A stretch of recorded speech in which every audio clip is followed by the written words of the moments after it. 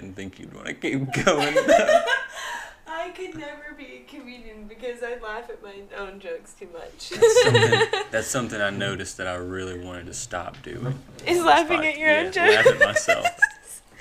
I can't help it. I'm so funny. Well, when you're hanging out with people, if you tell a joke and don't laugh, people may not know whether or not it's a joke. This so is it's very kind of habit. true. Oh, I accidentally turned the But when record you're button. doing it on a recorded show, it kind of seems narcissistic. And see, I just did it. See, we just can't stop laughing because we're so funny. And Maria thinks we're funny too. She's joined in. She does. And so has a band that we just recently saw.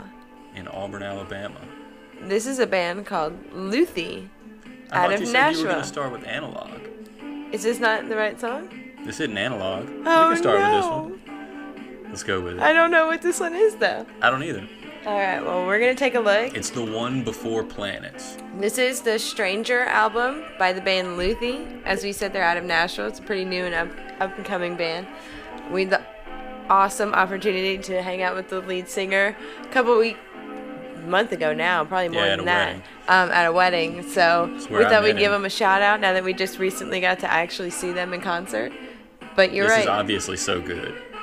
I've heard it So several this is times the song after Analog. Yeah, Right. I got all the way through Analog, but that's okay. So this is the song Sound Good, or So Good, on their album It does Stranger. sound pretty good. It does sound pretty good. I'm going to turn it up a little louder so everybody can hear it. You know, he was right. Their concert does sound different than this. And I know they were one person short in Auburn, but it was a lot of fun, bottom line. Lots of fun. They have an awesome, what is it, a trumpet? Horn. A horn? Mm-hmm. Yeah, but what kind of horn is it? A trumpet? Yeah, I believe so. Yeah. I don't know enough about trumpets. About horns, apparently. It's a trumpet. I think horn is like a generic term. Maybe. Just brass. Anyways, they had It didn't have strings. An awesome keyboardist and Guitar player, bass player, drummer. and you're not And watching him dancing right now. Christian, the lead singer, also plays the bongo drums. That was pretty cool. And as John pointed out, it was the first time he had ever seen a band that's guitarist wasn't in the front three. Right. They were positioned 3 in the front, 3 in the back, and the guitarist was in the back. He had been substituted by the trumpet player. I think more by the keys. No, the keyboard is usually, No. in my experience, is usually in the front. No. On the side, but in the It's front. usually bass, guitar, singer, and then keyboards and drums in the back. Keyboard, drums, and percussion in the back. Maybe you're right. Yeah, that's how it normally is. I guess I'm just used to seeing JoJo in the front. But he's not. Jimmy Herring's in front of him. You're totally right. That's He's exactly just what I'm elevated. picturing. He's just on a platform. Yeah. You're right. And that's the typical setup, I feel like. Yeah, you're Drums in the middle. I would say you're Yeah. absolutely right. So. Oh, that's one for Taylor today. Put that in the book. But other than our trip to Auburn, we haven't had too much going on since our last episode, have we? No, not. Finally got a not nice much at break all. from all of our July travels. Have we recorded an episode since we went to Pinhoti? I think we tried. Ooh, man. What a good question. We might have to go back and look at the archives on that one. I don't think we have. I don't know Pinhoti if we Trail, did. Talladega County, right? Yeah. Alabama. Yeah, I Check don't it think out. we did. Because I know for sure we did not talk about this list of interesting movies we have watched recently. Yeah, we tried. We're not movie buffs. You're right. We're also not podcasters, and we don't put out episodes regularly or every time we record them. Maybe we'll get that one out one day. That was only like 20 minutes. But anyways, yeah, we haven't had too much that's been going on since our last episode. Gosh, we have, other than the Luthi concert. It is kind of tough to say. It is. Luthi. You have to make effort to put It is. the TH. I just went, it is. Yeah. But yeah, we've got some big plans coming up, though. 2 separate plans. Labor Day is coming up this weekend. Yeah. You, why don't you tell everybody what your plans are for this weekend? I'm going to have some friends over, grill. watch football, and then I'm going. And John's gonna do what we just swore we weren't gonna do, and go to another widespread concert. Yeah, I think we ended the last episode saying we're not gonna go to another Panic show. 5 in 1 year was enough. Then what do? You turn around and you go to another Panic show. Well, when a group of friends wants you to go, it's different than just This going. is true. I'm a little jealous that I'm not going to be there just because of the group of people you're going with. It's going to be nice to actually have like a group of people and stuff, and you guys got lawn tickets. It's going to be really fun. I'm really jealous. If you get to see Brown, I'm going to be extremely jealous. Sunday show in Nashville, see Brown. So earlier I want it. you asked me to call you if they played C. Brown. Yep. What would you think about a stranger who called someone else during the show? And believe me, even if I do call you, I'm not going to say anything because I'm not going to yell over the crowd. But what would you think about someone who just made a phone call in the middle of the concert? Would you think anything of it? People do it all the time. Really? Make phone calls? Yeah. I see people call other people to play a song or something. I see people FaceTime a lot. Oh, yeah. What show were We were at? just watching American Ninja Warrior the other day on TV. I thought this is what you were going for. I'm so sorry. Your face just looked so shocked. No, when we were watching American Ninja Warrior the other day, every team that had somebody that was FaceTiming they a were player, FaceTiming they in, you're failed, right. which I thought was Really? very coincidental. At least the ones that I started to notice. But they did have several people that they were FaceTiming on iPads. But can we talk about how crazy that show was? This guy did the whole American Ninja Warrior, like, course 1 on their The finals. qualifier, I think is what they called it. No, it wasn't the qualifier because they had already qualified. It was the first round of the finals. Yeah, and that's why they're in Vegas. These are like people that have done this multiple times. He did the course barefoot. He lost his shoe on like the second or third obstacle out of like over 10, probably close to a dozen obstacles, and did it barefoot. Like did the climbing wall. Like where you have to squeeze, like you're stuck in between two walls and you have to put your feet up. I don't even know how you explain that. I don't know what it's called. There are 2 glass walls, and you have to make make your way between them. There's no like floor. a spy, yeah. There are only 2 walls. Yeah. There's no floor. Right. Man, he did that barefoot. It was so impressive. What I didn't understand is why he didn't take his other shoe off when he lost the first one. Like for 4 or 5 obstacles, he went with one shoe on and one shoe off. Probably because of traction. Maybe. That's what some people were saying. And that's why they were scared for the glass wall. They actually told him to like keep it on for the glass. Probably would have been better to do it with the glass wall, but it's probably good that they were even so he could hop. Yeah. But I'm really interested to know what you thought about this guy's character and his little persona before he even went on the course. The montage they put together for him? His Was green that the hair same guy? and yeah, I mean, smashing cans. He had the gold paint and he stuff. did have a bottle smashed over his head that was full of glitter. Full onto his green hair. At the time, I know why you're asking this, because at the time, it was surprising. I wasn't expecting it. But, I mean, looking back on it, that's all well and good. If he wants to do that, if he thinks it's going to help his brand and help him succeed, more power to him. What do we say? What do we think about people that buy into his, like that? If you like you said, if that helps his brand, what kind of people enjoy that? Like that was just so. I would say a lot. It was just so for the out sport there. that it is, and for Okay, the maybe, following it maybe. has. It is kind of an extreme sport, so I can see people liking extreme behaviors and Right, stuff like that's that. Okay. what it is. I can get that. People who have a ton of Okay, energy but what I'm thinking identify is, with what I'm that thinking because- is that's not just a American Ninja Warrior or extreme sport persona. People that have like, anyways, maybe we don't want to get into that, but that's not my I don't thing. know exactly That's what not we were my gonna get thing. into. That's not my thing, and I'm just gonna leave it at that. I do not like watching people scream and yell and act a fool, well, smashing things on their head. you call it what you will, but I mean, it's the people that television and that type of entertainment has created. Because if people want to see that, there are going to be people who deliver it, right? That's what I'm saying is why do people want to see that? Because people have a ton of energy and they identify with someone who is not afraid to put that energy in something so erratic and different. And so they just tend to lean towards the more like extreme examples. So right, and to a point, I sympathize with it, and it's commendable because a lot of people are afraid to do erratic things, even if they really want to. Like if they feel really compelled to do that, they may not because of what people might think. Oh, so. I'm not like condemning him or anything. It's more just like the people that follow it. Like that's just not my entertainment source. Right, but it's just the fact that people one, admire that he does that, doesn't seem to care what people think, and two, they identify with a ton of energy. And he's also really good at American Ninja Warrior. Oh, I really wish I knew this guy's name. I could look it up really quick, but he's a guy with green hair on American Ninja Warrior. So we'll maybe tune back in next week and see how well he does. Are we gonna start commentating? Are we gonna start Can we start like a drunk American Ninja Warrior watching party? Like how do we get on board with that? I don't know if I want to be on board with that. That sounds like too much fun. It sounds like a very large commitment to something that I know very little about. Right.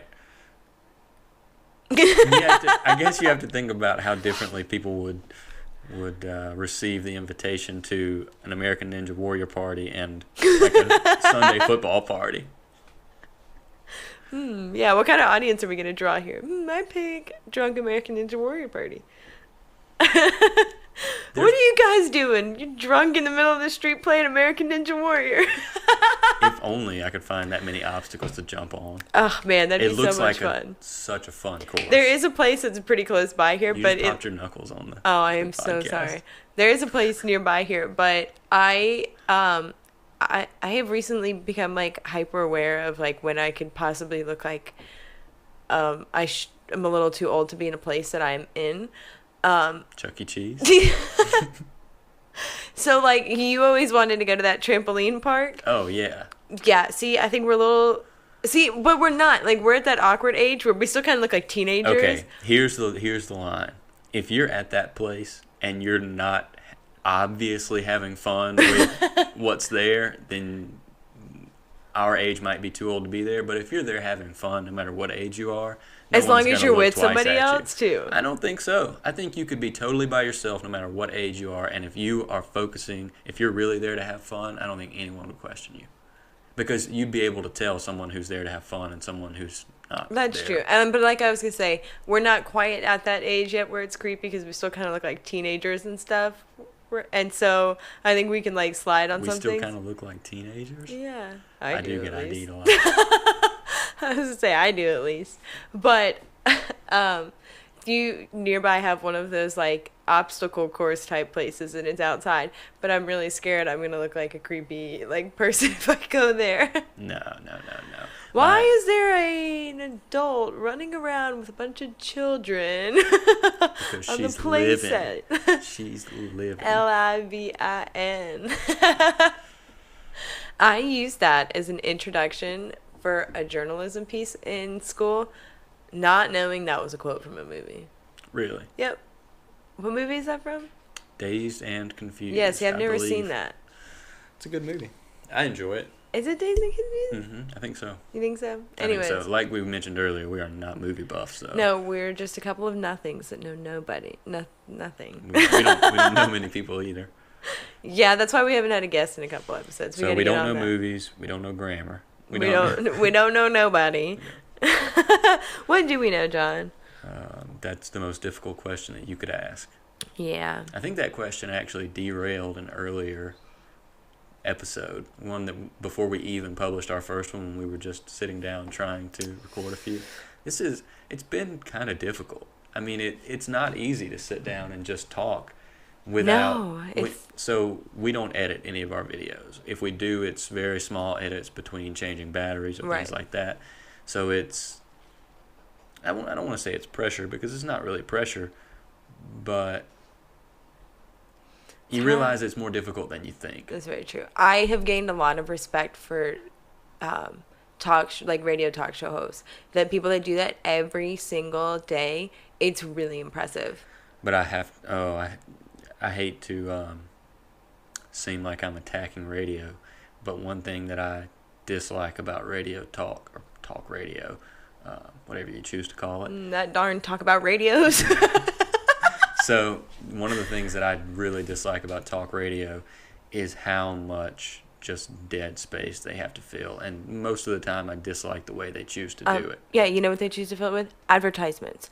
It takes 15 minutes to get from my house to your house. So I was originally listening to NPR, like within getting off of my street.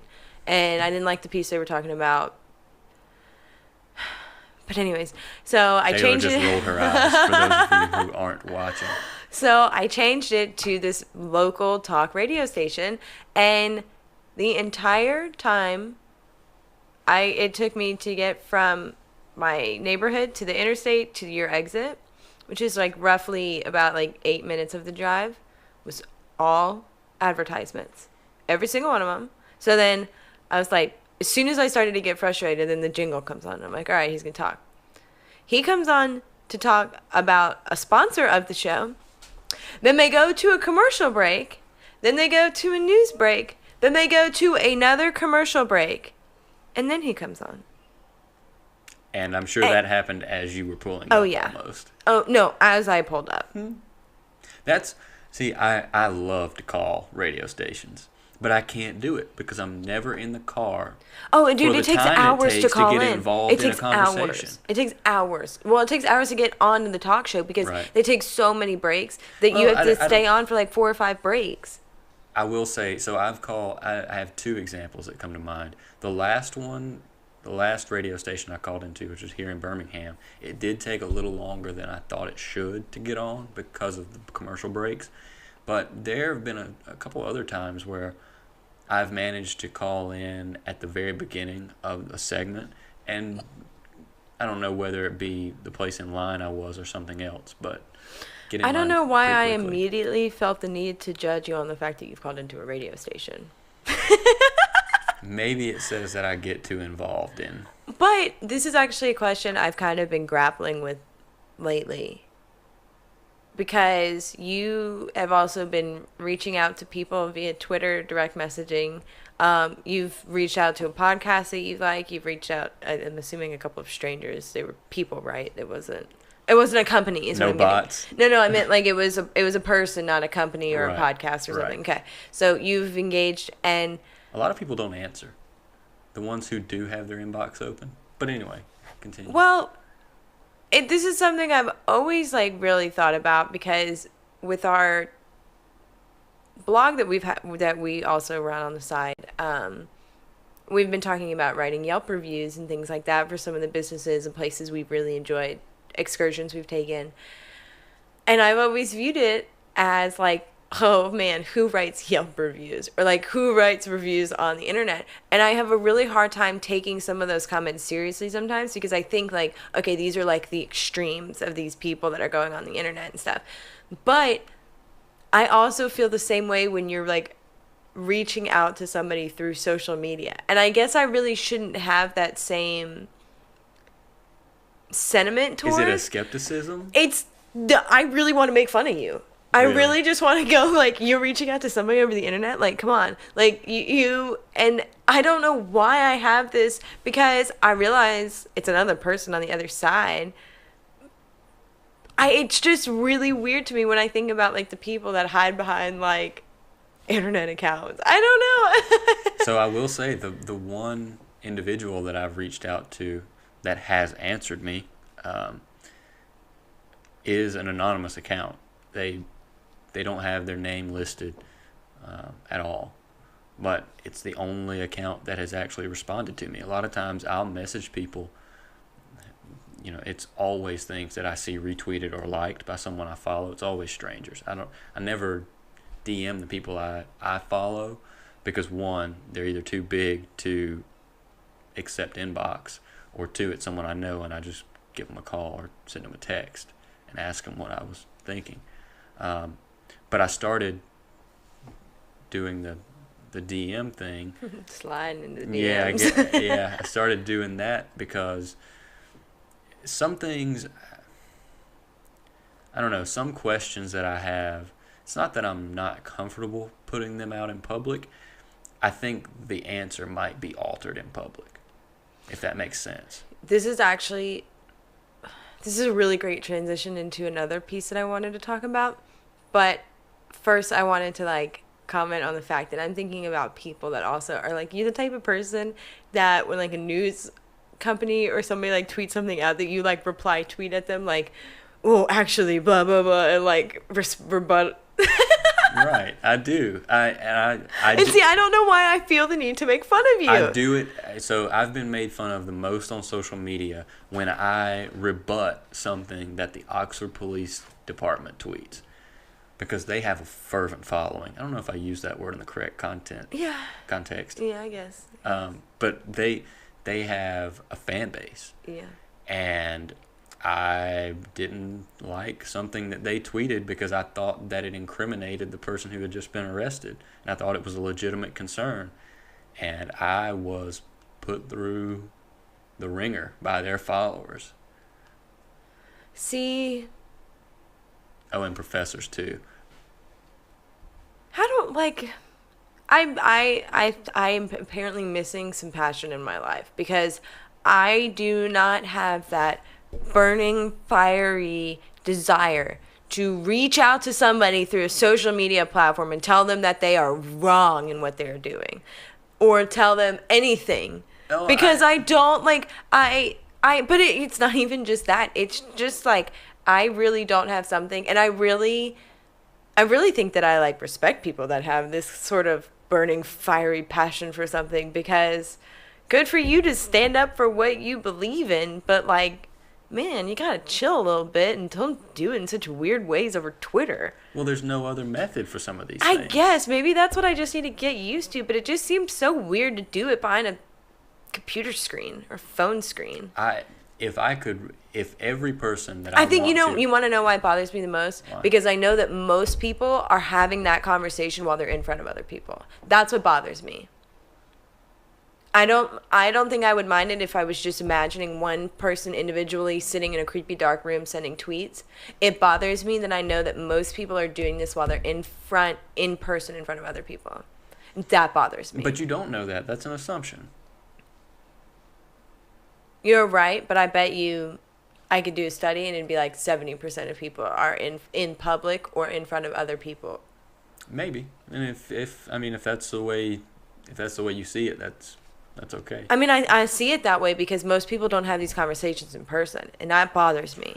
I can get behind that. I think I wish that a lot of the things that I ask on Twitter, I were put in the situation to ask them in person, because I would much prefer that. I think you learn more by talking about or asking questions in person.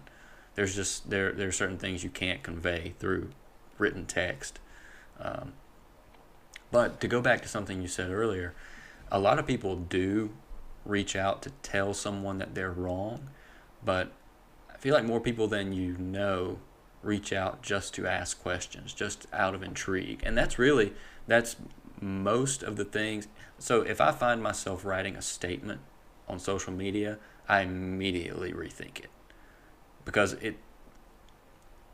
Is that out of fear that it's going to come back and bite you in the butt one day? Somewhat. There's some degree of that.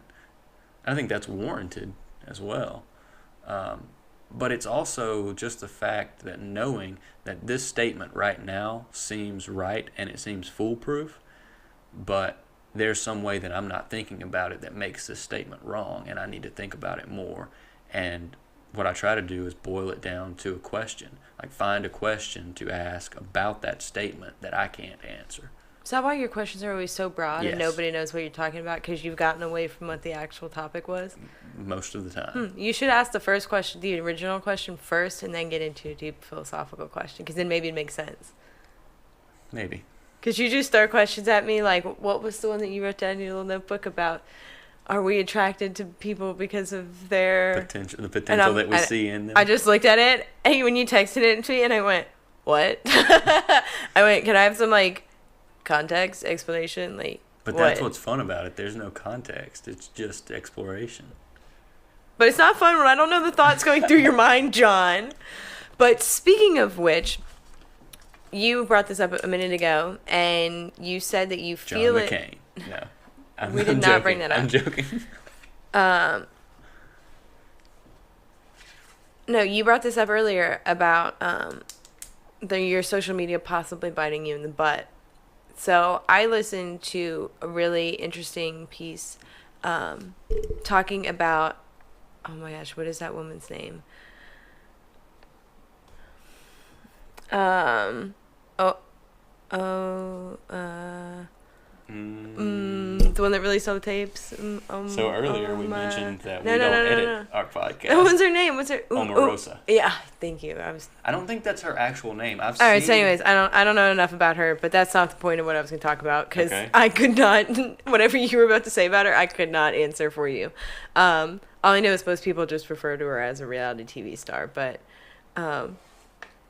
What about it? So the piece was talking about how she recently filmed or recorded conversations she had, and she published them and all this stuff. So the piece was talking directly about this, but I really wish I had the specific quote and who said it in front of me and what exact context it was. But the piece that NPR kept running as a promo, like leading up to the interview, was a quote that said something roughly along the lines of... Wait a second. Is that how you do quotes on the podcast? Click your pen? Yep. All right. So it said roughly, everyone should think that they are being recorded at all times. And then it went into something else. And then she said, it makes people more honest and something else. And so then they went into talking about whether, it was legally right that she had recorded these conversations and stuff. But it really raised a question in me of, is it so bad that... Taylor, I think we're being recorded right now.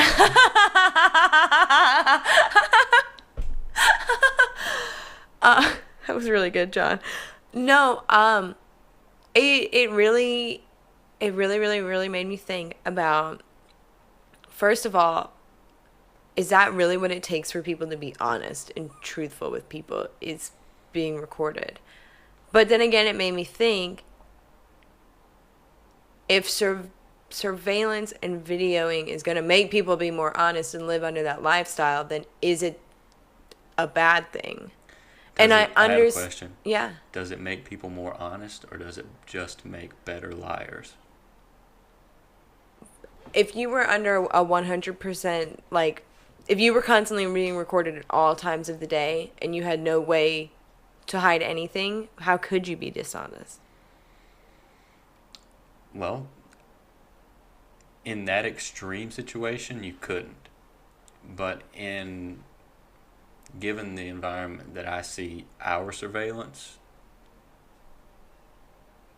the environment, I guess the surveillance environment that we live in right now, it's difficult, but to get away with something, to lie about something, you have to be a better liar than you were when it was just tape recorders in someone's pocket.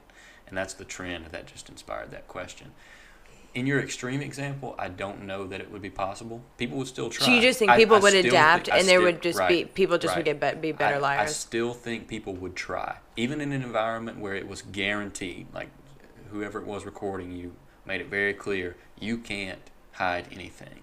I still think people would try.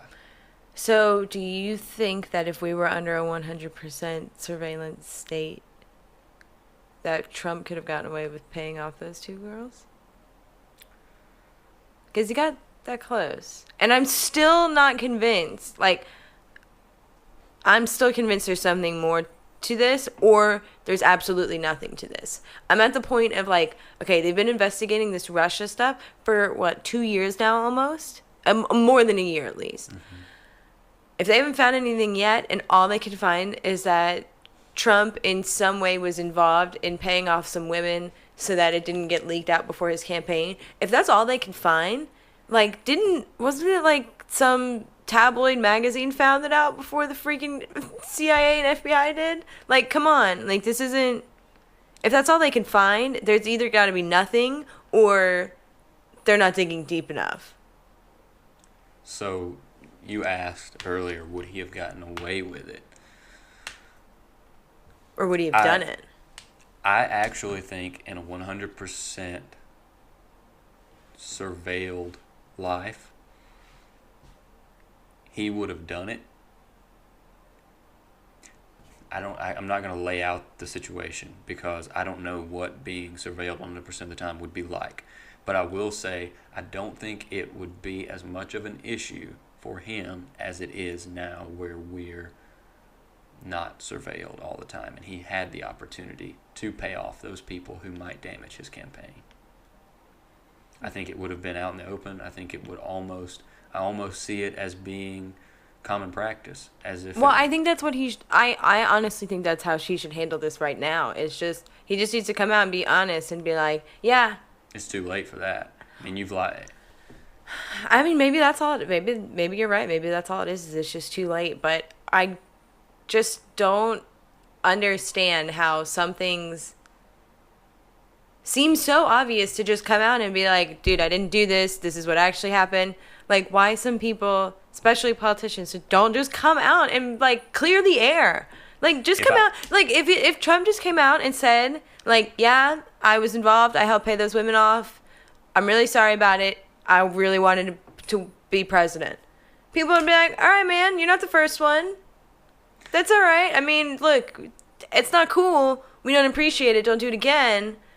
Some people aren't going to like you anymore, but thank you for being honest. I think you'd win more votes for being honest. Heck yeah, you would. You might ruin your marriage depending on who you're married to and how they feel about it. Well, this is all, I mean, this stuff happened back in what, like 2006 or something? It's like a decade old. Like, this stuff was, there's rumors that some payments were made in 2011 and that there was this has been going on this isn't new stuff. This didn't happen while he was president either. Like, I think their marital stuff, they've hopefully worked through those issues. Maybe. I mean, I'm not getting into their personal life or anything, but geez Louise, like, it can't be that hard to be honest. It is, though. How? Why? Just because it's the easier thing to do in the moment. Not honesty, but avoiding honesty. No, honesty's the easiest thing. Keeping up with all the lies is the hard part. But in the moment, honesty is difficult because you have to face the consequences of what you've done when you can lie about it and put off those consequences, even though you may very well believe that the consequences down the road will be greater. Yeah, that's honestly how I feel about Trump's tweets lately. And I've said this before, maybe not on the podcast, and I know this didn't really have much to do with this, but Trump's tweets recently, or, Trump with the NAFTA and then, like, Trump's doing some pretty good stuff. Like, so he comes off like such this, like, stupid airhead on Twitter and stuff, calling Kim Jong-un little rocket man and commenting on NAFTA and Mexico must pay the wall in Canada, and then he turns around and gets stuff done and gets people to the table. It's just such this weird. It's all part of his method. I know, and I know it is, and I've always said it's a little genius, but not when you're president in the United States and you're running a public Twitter account. If anyone isn't watching this, again, I have to say that I just made a skeptical face at that genius comment. I said kind of. Because I won't like the tactic, like, I get it. And that's all politics is. Politics is war with no weapons. Dude, we just watched the Netflix documentary Get Me Roger Stone, and what did he call it? Politics is just entertainment. No, politics is show business for ugly people. Yeah. And he's so right. It's so scary. But that's what it is. I mean, that's what we want as a society, is entertainment. Bottom line, right now, it's what we want. We want to be entertained, and that comes before the future of our well-being. And it drives me mad. But that's the way it is. How do we change it, John? I think we set a good example. Try to bring up conversations that get people thinking about those things, and call out injustice when you see it, and then listen to someone when they're defending themselves after you call something out. And there's a very, very, very civil way to do that. It doesn't, when I say call someone out, I don't mean the way people say shut someone down. I mean just stating that you don't agree with something. If something happens around you, don't be afraid to say, I don't agree with what you just did, or I don't want to participate in this because I don't think it's right.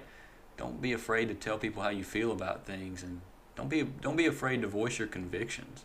But then don't be afraid to listen to someone who might try to convince you that you're wrong. So, talking to each other. Yeah, I think so. Yeah, I agree. But before we can talk to one another, we have to respect one another, and we're a long way from that. I mean, we have to respect that someone who is interested in these conversations is coming into them with goodwill. Because that's the only way we can have an honest conversation, is to make the assumption that the person who has different views than us, in the end, wants the same good that we want. They may want to go about getting there in a different way, but that's an assumption that we have to make, because if you go into a conversation believing that someone wants a totally different outcome than you want, your enemy's off the bat, and you can't. There's no common ground to find. Gotcha. I mean, I get it. Yeah.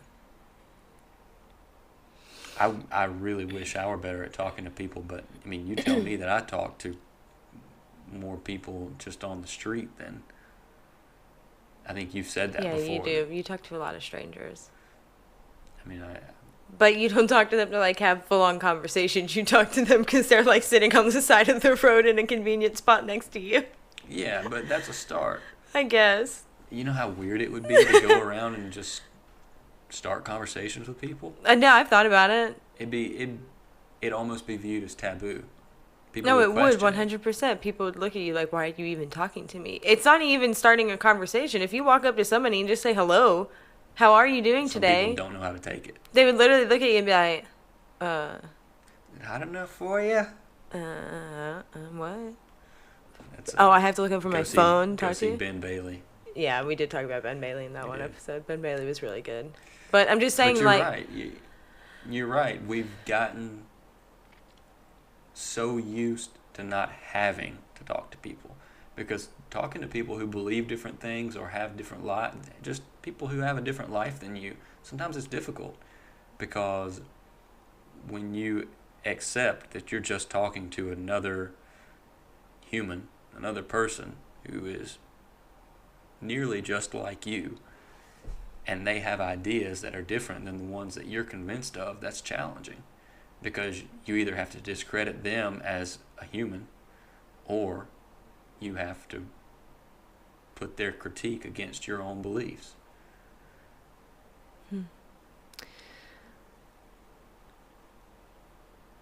It's crazy because it's so easy. You know, we were talking about the easy thing and the difficult thing to do. With all the technology we have, it's so easy to just live an isolated life. And you may compensate for that online. And you may have some very good conversations online. You may learn a lot of things online. But I think there's a difference in learning those things. Kind of tying back into what we said earlier, or what I said earlier, is there's a difference in being in person and having a conversation. Yeah, and I think that kind of goes back to the topic of this podcast being really hard, because I do feel like it's really weird trying to talk to, like, this outside audience, or, like, knowing that they're there, you know, listening. Right. But I really enjoy the conversations that Maybe we have. we should set up a dummy over there just to remind us. Not that any of you are dummies. Maybe that was the wrong choice of words. We're going to set up a dummy to remind us of you guys. No, because of this podcast, I have become aware of the kind of conversations that I have with people, and to make sure that they're not just through some sort of technology, because I feel like even though we're talking, it's through some sort of technology form, and we have really great conversations. We've started... That's debatable. I bet some people would debate that on YouTube.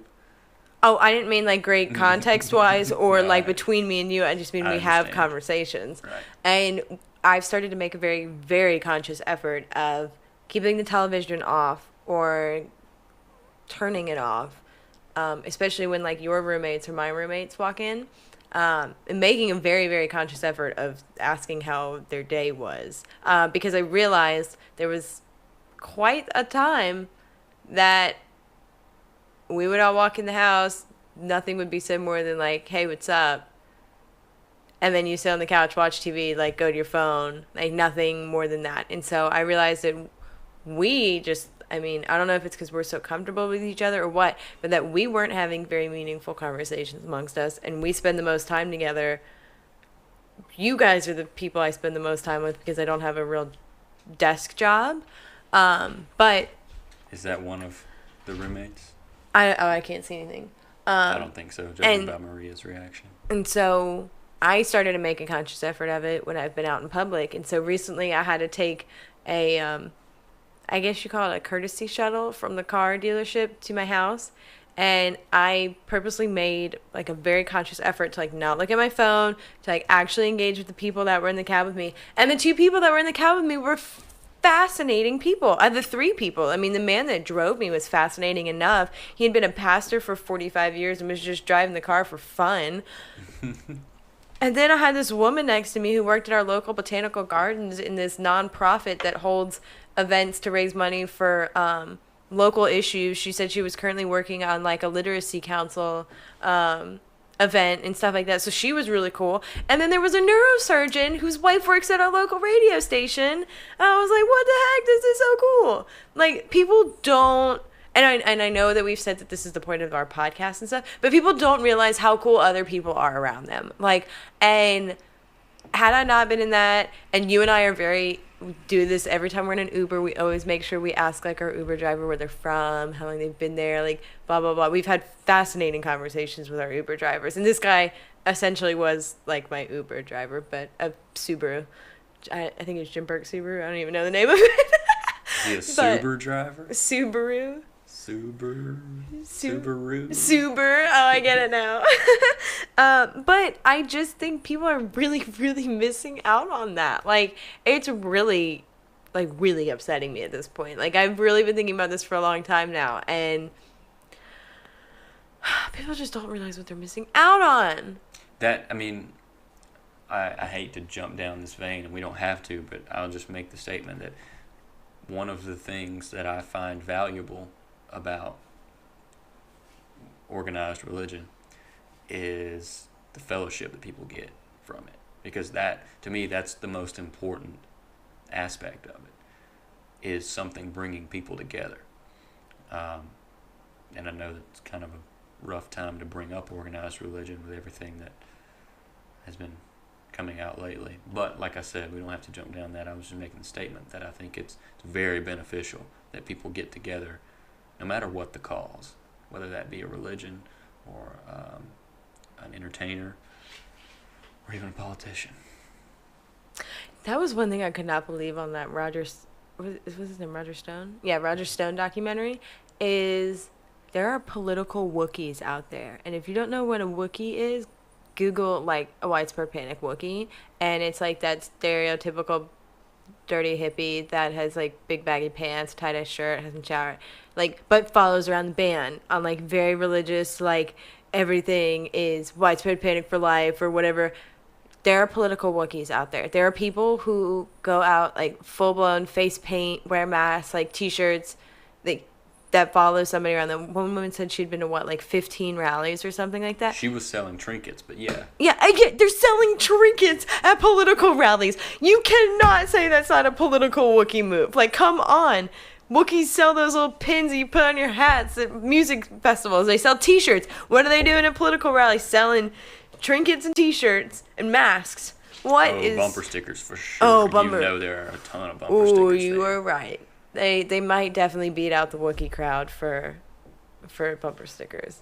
But that was fascinating to me. I mean, I don't know why it surprised me so much. But when they were like showing the crowd, I was like, Whoa. Oh, yeah. Those are some It's a passionate fever. It's a people. fever. It's some passionate people. I want that burning desire, passion. I gotta find something I like. Whoa. Jeez. Well, I have recently discovered that I'm a little bored, and it's not a bad thing. It's like a good thing, because I realized being bored is really good. It's like where you get all your creativity from, like most of it at least. And I've realized that like our society as a whole has this like extreme fear of boredom. That like I can't. Fear? It kind of is. It's like Okay, it's like elaborate. I can't. I can't sit in my living room, like. I can't sit in my living room without having the TV on or without having to look at my phone. It's also a fear or dislike of silence. That's a big part of it. No, I'm That's on board with you really, there. really big I'm part on of board it. with you there. But I just think that instead of when we get bored, instead of looking around and being like, all right, I could do something. Like, what should I do? People just like turn the television on, waste 3-4 hours, and don't even realize it. Right. And so I think that's where like this lack of boredom comes from, is just we're so inundated with other things that we don't realize that it's okay to just like look around and be like, oh, like, what do I want to do that's different today? Like, let's do something that's not the same thing. And I think that's where a lot of people lack things like creativity and free thought. And Again, it's the easy thing.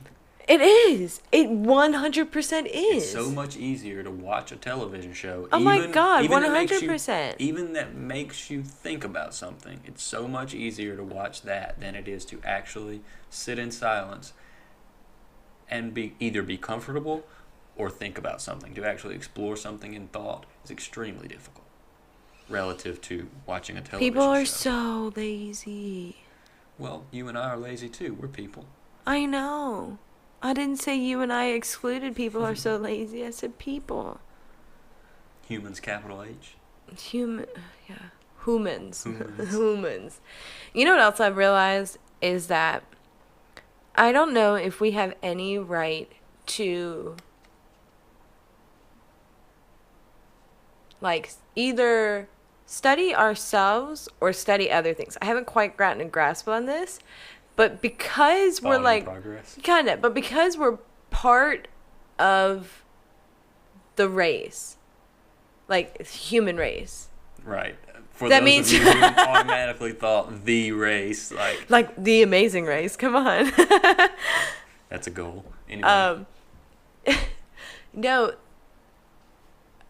I lost my train of thought. But anyways. So. No, I know exactly where I was. All right. So. You asked me out, John. So you were saying anyone who's a part of the human race. Okay. So either you have the right and the expertise to study that creature because you fully understand it, Whoa. Don't leave that statement yet. So what do you mean by the right to study something because you understand? Like to make like scientific judgments on. To make statements. Well, okay, let me put it this way. Like, I look at how we study other animals or insects or whatever, and I go, you know, we really don't know what's going on. Like, we can get, like, one side of the story because we're getting this bird's eye, third person, like, extracted view. But, like, we really don't know anything because, like, we're never going to be one of those. And so I kind of feel the same way about us. Like, we can't really do those studies that, like, generalize people and stuff because we're not looking at us from a third person, like, point of view. And so this has been, like I said, this weird work in progress thought that I've been having. But it's super abstract. It's super abstract and super weird. There's but still a lot to unpack there. So, when we look at things in nature, when we look at animals and we study them to try to figure out what's driving them, like why is a horse? Why, God, why? I mean, that's the human misery is asking why or being able to ask why. So when we study something in the wild, we're trying to, why is this horse such a horse? Right. Why is it doing these horse things? Why is it doing these horse things? Well, we don't know. We can make good guesses. Well, I think we have pretty good guesses as to why. A lot of that comes from our understanding of fundamental chemistry, and physics explains why horses are able to do certain things. But at the same time, you're right that these are just guesses. We can't be certain that this is why the horse is such a horse. As weird as this conversation sounds, we can't be certain. I think a lot of people have forgotten that. They've forgotten that we can't be certain. And I think that plays into when we look at one another. That's just a whole scientific issue in itself of people claiming things as certainty when nothing is certain. I absolutely love to watch the Discovery Channel and National Geographic shows about space, because it's such wild speculation, and that's the reason they're able to sell it, because they're entertaining with speculation. Dude, the stuff that it's... You should hear them. I mean, just sit down with a pen and paper, watch something like The Universe Explained, even though I really, really, really am a big fan of Mike Rowe. Watch The Universe Explained or something like that, and just write down all the numbers. Does Mike Rowe narrate that? I believe so. Really? How the Universe Works. That's the one he narrates. Ah, okay. I've never heard of that one. Mm-hmm. Interesting. Yeah. But just, I mean, it's all... And then go turn around and watch Neil deGrasse Tyson's The Inexplicable Universe on Netflix, if it's still on there. And then you'll realize that everything you were just told on the other show was all uncertain, and nobody has any idea what it is. It's all just speculation and theory and a bunch of hoopla. Yeah. But they put it out there like, oh, scientists have, and you're like, no, scientists have theorized. So the way that we look back on science fiction from the 40s and 50s and laugh at that, that's how people are going to look back at what will be deemed our educational television, and they're going to laugh just as hard at that. I've realized how hard people are going to laugh at a lot of the things that are going on in our world right now, but I had not thought about how hard people are going to laugh at our educational television. Because it's messed up. It's really bad. I don't want to say that it's messed up. Have you ever watched children's television programming? No, I have not. Yeah, it's messed up. Is it? Yeah, it's bad. It's bad. So, learn how to do sock puppets for your kids. Yes, yeah, make your own television programs. So what's your take on Sesame Street? Is that good, wholesome television? Is Sesame Street still on TV? I think so. I think so too, but I have no idea. Do you remember watching Sesame Street? No, actually, I don't remember watching Sesame Street growing up. Do you? I do. I remember a lot of Sesame Street. Really? I don't remember a lot of it as in I remember a lot of scenes. I remember watching a lot of it. A lot of Mr. Rogers' Neighborhood, too. I preferred Mr. Rogers at the time. I can say that.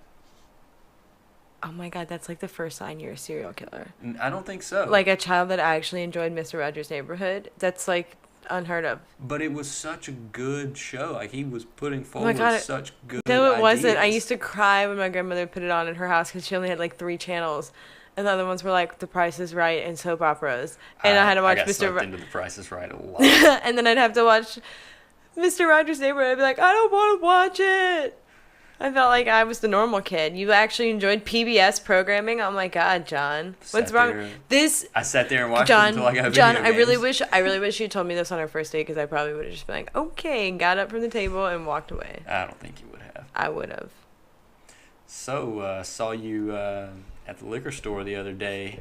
I really enjoy PBS programming. Hey, it's nice to meet you in this loud bar. I like Mr. Rogers' Neighborhood. What do you think about Mr. Rogers? Yeah, first question to ask someone. That's going to be the first question I ask my next Uber driver. Have you seen Mr. Rogers' congressional testimony? Yes, and have you ever seen Mr. Rogers' tattoos? No, I haven't. His whole sleeves of tattoos. He was in Vietnam, wasn't he? He had to wear long sleeve shirts. I think so. Something like that. Maybe Korea. I don't know. I do not know. Someone tell us. Write us. What's our email address? coupleofnothings@gmail.com. COUPLEOFNOTHINGS @gmail.com. I'm not going to spell Gmail. GMAIL. If you don't know how to spell Gmail, .com. I don't know what to do for you. It's GMAIL.com. I thought you were correcting me on my spelling, and I was like, what, did I spell it wrong? Did you spell it? Yeah. I didn't even hear you spell it. Oh, yeah, I did. But yeah, feel free to write us. You're laughing at yourself. It's so difficult. It's one of those things that once you realize it, once you hear yourself do it, it's such a habit. But then, so somebody teach us how to be stand-up comedians and not laugh at ourselves, so nobody has to hear my obnoxious laugh anymore on this podcast. Are you nodding your head that my laugh is obnoxious? No. I don't think so. That's not cool, John. I think it's a beautiful laugh. You're a jerk. I could listen to it on a loop. You're going to, because you're going to be listening to this podcast over and over and over again. Yeah, because you've laughed a lot. But it's okay to laugh when you're not laughing at yourself. You can't help yourself over I can't. It's part of my dialect, I think. Well, I think we're laughing at ourselves a little bit much here.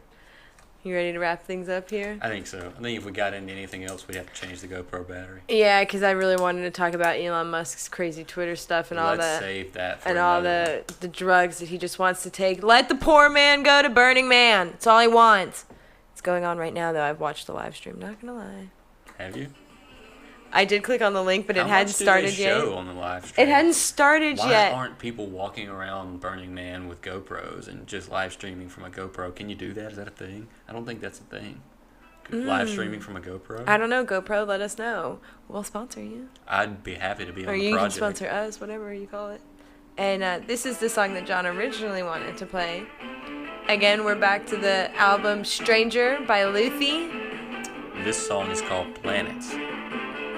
It's kind of funny that the last thing we were talking about was Elon space Musk programming. Oh, and Elon Musk. That crazy man. Look. Last chance. Tell us how you feel about it. Look. Celebrities just... You know what? I'm going to make... You know, I have this kind of prediction in my head about a celebrity. Like, I'm kind of tempted to, like, write it down and, like, see if it comes true. Write it right now. Because I'll sign it as a witness. The celebrity stuff going on, like this weird Elon Musk stuff with his Twitter, he's gonna crack. Like, he's literally, like, cracking under the pressure and, like, the celebrity status. And, like, I think there's a couple other people that are gonna snap soon, too. I think the celebrity status plays a factor, but I think Elon Musk, if he is cracking, he's cracking because he's working hard. Like, that man is working hard. I know that, but I think it's, like, the pressure of his company being so big. And I mean that type of celebrity status. Like, people demanding so much of his company because it's doing so well. It has such a good name now that he's under so much pressure. That's his celebrity status. I didn't mean because his name is well known. Right. I just meant because of how popular he and his company are becoming. I mean... He seems like the type of guy who would want to build things and never have to talk to anybody about them. I feel like that's where you get the best out of Elon Musk, is where you let him build things and just give him what he needs and handle the PR for him. And isn't that the same? Isn't that what we should do with Trump too? No. Handle his Twitter account. That's my dream. Handle his Twitter account. No, but you can't take Trump's Twitter account away because that's part of his political strategy. We already covered this. Oh, okay. You know, there's rumors that he doesn't even tweet them himself, right? Yeah, but those words are Trump's words, no matter if he tweets them. That's true. I don't think anybody else can say those things. Come up with those ideas. But on that note, this has been another episode of A Couple of Nothings. I don't even think we introduced ourselves earlier. No. In case you've been listening this whole time and don't know who we are. That's John. And I'm John. And you're Taylor. Yeah, I'm John. And I'm Taylor.